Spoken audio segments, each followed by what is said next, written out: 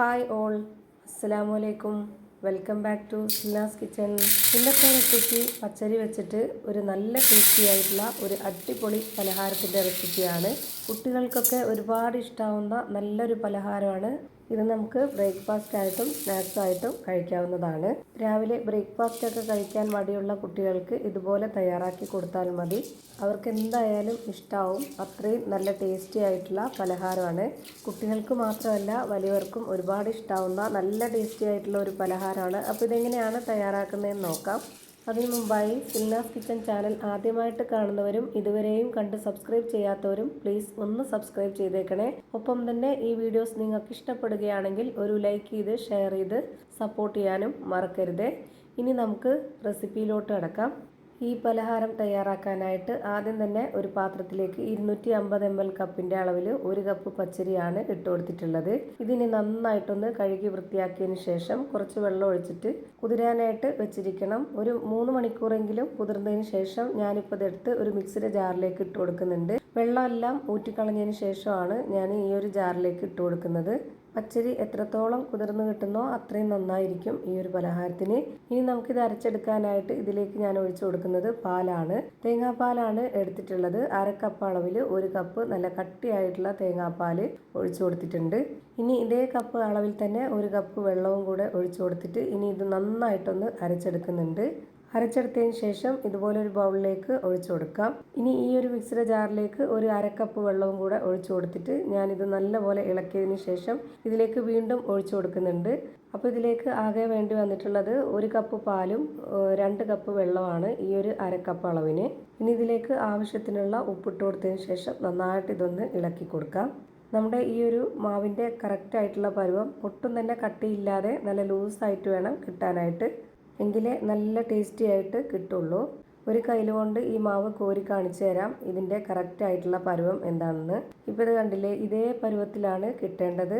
ഇനി ഇതിലേക്ക് വേറെ വെള്ളമൊന്നും ഒഴിച്ചു കൊടുക്കുന്നില്ല. ഇത് കാണുമ്പോൾ തന്നെ നിങ്ങൾക്ക് ഇതിൻ്റെ കറക്റ്റായിട്ടുള്ള പരുവം മനസ്സിലായിട്ടുണ്ടാവും. ഇനി ഇത് മാറ്റി വെച്ചേക്കാം. അടുത്തതായിട്ട് ഒരു കാര്യം കൂടി ചെയ്യാനുണ്ട്. അപ്പോൾ അതിനായിട്ട് ഇതുപോലൊരു ബൗൾ എടുത്തിട്ട് അതിലേക്ക് ഞാൻ ചിരകിയെടുത്ത തേങ്ങയാണ് ഇട്ട് കൊടുത്തിട്ടുള്ളത്.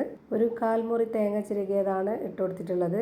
1 ക്യാരറ്റിൻ്റെ പകുതിയാണ് ഞാനിവിടെ ഗ്രേറ്റ് ചെയ്തെടുത്തിട്ടുള്ളത്. ഇതും കൂടെ ഇട്ട് കൊടുക്കാം. ഗ്രേറ്ററിൻ്റെ ചെറിയ ഹോളിലാണ് ഞാനിപ്പോൾ ഇത് ഗ്രേറ്റ് ചെയ്തെടുത്തിട്ടുള്ളത്. ഇത്രയും പൊടിയായിട്ടിരുന്നാലേ നല്ല ടേസ്റ്റി ആയിട്ട് കിട്ടുള്ളൂ. ഇനി ഇതിലേക്ക് 1/4 കപ്പ് അളവിൽ പഞ്ചസാര ഇട്ട് കൊടുക്കാം. പിന്നെ 2 ഏലക്കയും ഇട്ട് കൊടുക്കുന്നുണ്ട്. മധുരമൊക്കെ ഓരോരുത്തരുടെ ഇഷ്ടത്തിനനുസരിച്ച് കൂട്ടിയും കുറച്ചൊക്കെ ചേർത്ത് കൊടുക്കാവുന്നതാണ്. ഇനി ഇതിലേക്ക് കുറച്ച് നെയ്യ് ഒഴിച്ചു കൊടുക്കുന്നുണ്ട്. നെയ്യും കൂടെ ഒഴിച്ചു കൊടുത്തതിന് ശേഷം 1 സ്പൂൺ കൊണ്ട് ഇത് നല്ലപോലെ ഇളക്കി യോജിപ്പിച്ച് കൊടുക്കാം. ഇതുപോലെ നന്നായിട്ട് ഇളക്കി കൊടുത്തതിന് ശേഷം ഇനി നമുക്കിത് തയ്യാറാക്കിയെടുക്കാം. അതിനായിട്ട് ഞാനിവിടെ സ്റ്റൗവിലേക്ക് ഒരു പാൻ വെച്ച് കൊടുത്തിട്ടുണ്ട്. അതിലേക്ക് കുറച്ച് ഓയിലോ നെയ്യോ ബട്ടറോ എന്തെങ്കിലും ഒന്ന് സ്പ്രെഡാക്കി കൊടുക്കണം. ഈ ഒരു പാനിൽ നന്നായിട്ട് ചൂടായിട്ട് വന്നതിന് ശേഷം ഒരു മീഡിയം ഫ്ലെയിമിലേക്ക് വെച്ച് കൊടുത്തിട്ട് വേണം ഇതിലേക്ക് ഒരു കയ്യിൽ മാവ് ഒഴിച്ചു കൊടുത്തിട്ട് ഒന്ന് ഇതുപോലെ ചുറ്റിച്ചെടുക്കണം. ഇപ്പോൾ ഞാൻ ഈ മാവ് ഇതിലേക്ക് ഒഴിച്ചു കൊടുക്കുമ്പോൾ തന്നെ നിങ്ങൾക്ക് കാണുമ്പോൾ ഇതിൻ്റെ കറക്റ്റായിട്ടുള്ള പരുവം മനസ്സിലായിട്ടുണ്ടാവും.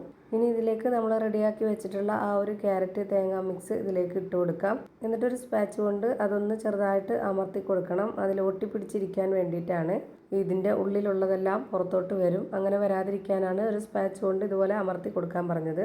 എന്നിട്ട് നമുക്കിതിൻ്റെ ഒരു ഭാഗം ഇതേപോലെ ഒന്ന് മടക്കി ഇട്ട് കൊടുക്കാം. വീണ്ടും അതിന് മുകളിലേക്കായിട്ട് ഇതുപോലെ സ്പാച്ച് വെച്ചിട്ടൊന്ന് നല്ലപോലെ അമർത്തി കൊടുക്കാം. ഇത് വെന്ത് കിട്ടാനായിട്ട് ഒരുപാട് സമയമൊന്നും വേണ്ട. പെട്ടെന്ന് തന്നെ റെഡിയായി കിട്ടുന്നുണ്ട്. ഇനി ഇത് ഒന്നുകൂടി മടക്കി കൊടുക്കാം. ഇത് നമുക്ക് വൈകിട്ട് ചായയുടെ കൂടെയോ അല്ലാന്നുണ്ടെങ്കിൽ രാവിലെ ബ്രേക്ക്ഫാസ്റ്റ് ആയിട്ടോ ഒക്കെ കഴിക്കാവുന്നതാണ്. ഈ ഒരു രീതിയിൽ ഉണ്ടാക്കി കഴിക്കുമ്പോൾ ഒരു പ്രത്യേക ടേസ്റ്റാണ്. ഇതേപോലെ തന്നെ ഞാൻ എല്ലാ മാവിലും ചെയ്തെടുത്തിട്ടുണ്ട്. ഇപ്പോൾ ഇത് നന്നായിട്ട് വെന്ത് കിട്ടിയിട്ടുണ്ട്. ഇതൊരു പാത്രത്തിലേക്ക് മാറ്റുവാണ്. അപ്പോൾ ഇതാ നല്ല സോഫ്റ്റ് ആയിട്ടുള്ള പഞ്ഞ് പോലെ നല്ല ടേസ്റ്റി ആയിട്ടുള്ള ഒരു അടിപൊളി പലഹാരം റെഡിയായി കിട്ടി. അപ്പോൾ ഇത്രയേ ഉള്ളൂ ഇന്നത്തെ വീഡിയോ ഇഷ്ടമായാൽ ലൈക്ക് ചെയ്യാനും കമൻറ്റ് ചെയ്യാനും ഷെയർ ചെയ്യാനും മറക്കരുത്. അതുപോലെ തന്നെ ഞാനിടുന്ന പുതിയ വീഡിയോസ് നോട്ടിഫിക്കേഷനായിട്ട് കിട്ടുന്നതിന് വേണ്ടി സബ്സ്ക്രൈബ് ചെയ്ത് ബെല്ലൈക്കൺ അമർത്തി അതിൽ ഓൾ എന്ന ഓപ്ഷൻ എനേബിൾ ചെയ്ത് കൊടുക്കാനും മറക്കരുത്. പുതിയൊരു വീഡിയോയുമായി വീണ്ടും വരും. Thank you for watching.